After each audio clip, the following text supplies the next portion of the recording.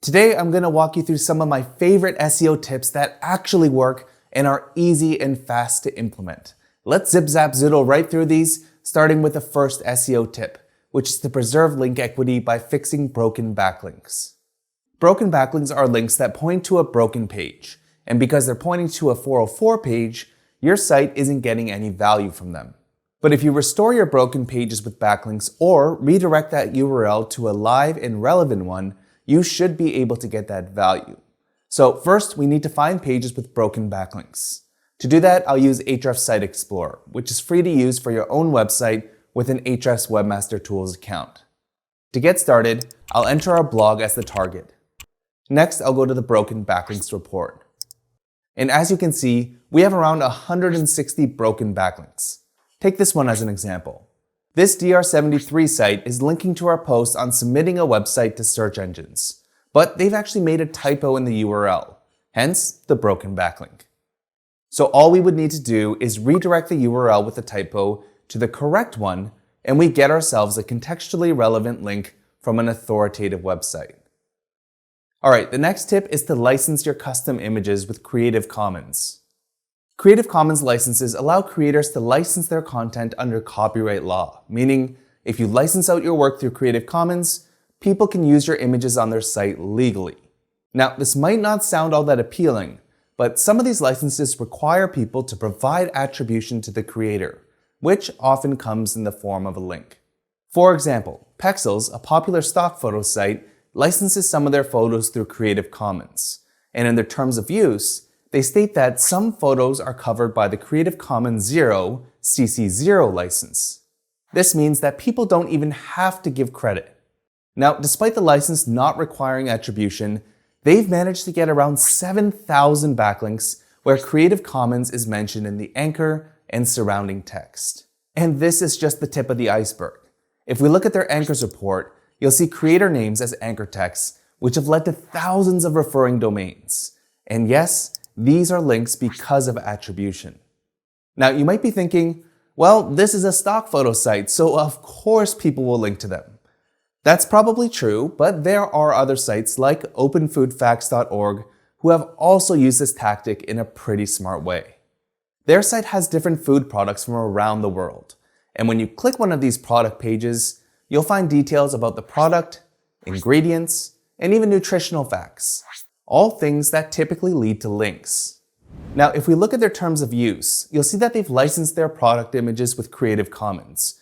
More specifically, it's the BY-SA 3.0 license, which actually requires people to link to the material. And their site has generated over 37,000 referring domains, many of which are a result of their product images. So if you have custom images or your own product stock photos, then you may want to consider licensing them with Creative Commons. Alright, the next SEO tip is to strategically repurpose blog posts to videos to own more SERP real estate. As I'm sure you've seen, Google is showing more and more videos in their search engine results pages, and the vast majority of these results are from YouTube. Many people complain about this, but the way I see it is that your brand has the opportunity to own at least 2 spots on the first page of Google. And this is a big plus because the more SERP real estate you own, the more clicks and impressions you'll get. Now, when you're choosing blog posts to repurpose, you don't want to aimlessly choose any old blog post on your site. Instead, you'll want to look for SERPs that have video results on the first page because this tells us that there's video intent for a query. So to find these queries, you can use Ahrefs Site Explorer. Just enter your domain or blog path, and then head on over to the Content Gap tool. Now, this tool is typically meant to help you find keywords a competing domain or URL ranks for where yours doesn't. For example, if I add moz.com/blog at the top, then the tool is saying, show us keywords that Moz's blog ranks for where Ahrefs' blog doesn't. But you can actually search for common keywords between targets too. To do that, I'll remove our URL from the bottom section and paste our blog URL in the top section. And just below that, I'll add www.youtube.com/watch, which are YouTube video pages. So what this is saying is show us keywords that Ahrefs blog and YouTube watch pages are ranking for, period. Let's run the search. Now, because it's showing us all keyword rankings for our targets, let's click on the All Intersections filter and select just 2 targets. And this is going to show us all common keywords between Ahrefs blog and YouTube watch pages. And as you can see, you'll get a nice list of common keyword rankings between these targets. Now, there's going to be a lot of irrelevant keywords in here because we're looking at the top 100 keyword rankings for all targets where just one of them needs to rank in the top 10. So let's export this report. And for the sake of time, I've already imported it into Google Sheets. And what we're going to do is set 2 filters. First, we want to narrow our data down to where YouTube ranks in the top 10 of Google because that's where the clicks are happening. And then we'll do the same thing for Ahrefs blog, which will keep our keywords relevant. All right, now that we have a full list of keywords, we need to check which keywords will likely lead to the most search traffic from Google. So let's go to Ahrefs Keywords Explorer, paste in our list of keywords, and run the search. Then head on over to the Traffic Share by Domains report, which is going to show us the websites that get the most search traffic for our list of keywords. And as you can see, YouTube is among one of the top results. From here, you can click on the keywords number to see the ranking videos and the estimated search traffic it gets from Google. Now, it's important to note that the traffic estimations are based on just a single keyword.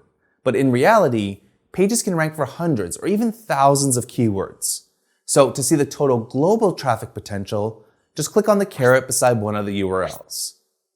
And once you've found a target, it's just a matter of looking at the SERP for the query, assessing search intent for top ranking videos, and then repurposing your content to match it. Now, ranking our videos in Google sends us around 200,000 views per year. So if you want to learn more video SEO tips, I'll link up a video in the description. All right, the next SEO tip is to go after low-hanging featured snippet opportunities. Featured snippets are excerpts from an article that usually appear at the top of Google's SERP. And because they typically appear at the top of Google, they usually get clicked a lot. Now, according to our study of 2 million featured snippets, you need to have a top 10 ranking position in order to win the featured snippet. So in order to find these opportunities, we need to find keywords where we rank in the top 10 and a featured snippet is in the SERP. To do that, I'll go to Ahrefs Site Explorer and search for my target. Then I'll head over to the Organic Keywords report. Next, let's set a filter for keywords that rank in positions 2 to 10. And I excluded position 1 because that would mean that we already own the featured snippet.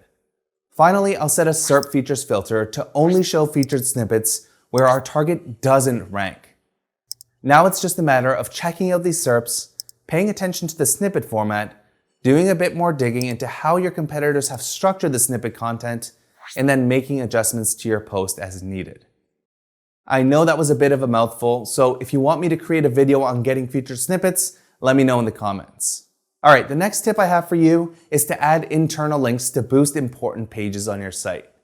Internal links are the easiest way to pass page rank throughout your site. And you don't need to do outreach because you have full control over them. Now, there are tons of different ways to find internal linking opportunities. The easiest is to do a site search in Google. For example, if I wanted to add internal links to our post on search intent, then I'd search for site:/ahrefs.com/blog search intent, which will show us all pages on our blog that mention search intent as a phrase. Then we can simply visit these pages and add internal links where relevant. Now, the downside to this method is that many of these pages will already be linking to your target page, assuming you've been adding internal links over time. So another way to do this is to use Ahrefs Site Audit, which is also free to use with Ahrefs Webmaster Tools. After you've run your crawl, just head on over to the Link Opportunities report. And this report shows you internal linking opportunities based on keywords your pages rank for.